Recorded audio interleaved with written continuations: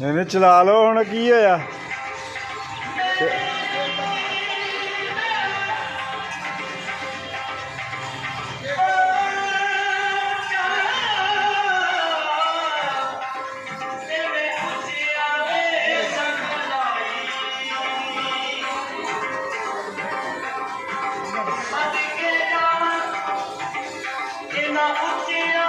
ਕਿਹੜੀ ਜਗ੍ਹਾ ਦੇ ਐਡੀ दूर इधर उधर बूरे वाले कोई नहीं जगह लगी तेन है उसे चलती नहीं ना मैं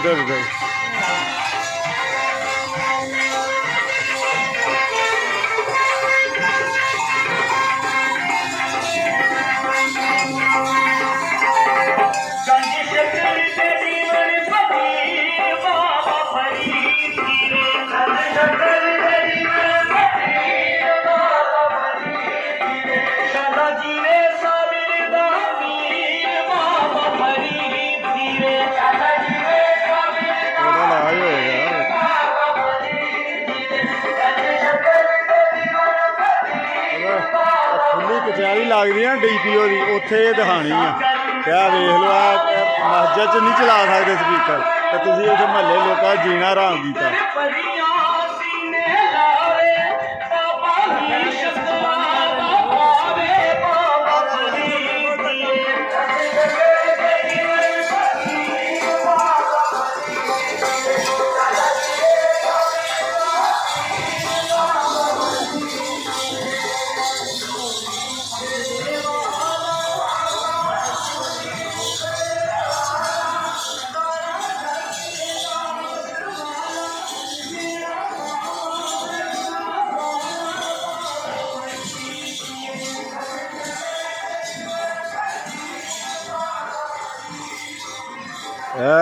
जो भी खुली कचहरी किते होवे ना तो मैं इंशाअल्लाह इत्थे पेश होवांगा तो DPO साहब नूं दिखावांगा ठीक है ना।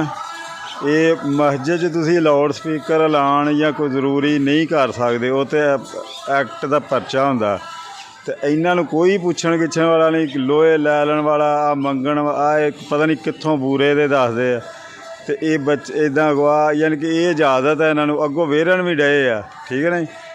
तो ये मैं इंशाअल्लाह DPO साहब नूं मेरी मीडिया वालियां नूं गुजारिश है जिथे भी ये वीडियो हो सके जिन्नी भी हो सके इनू वायरल करना ठीक है ना।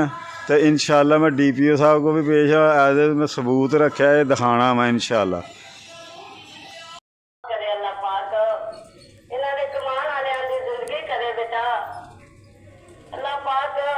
इतना रिज़्क देवे किसी गल दी कमी ना करे।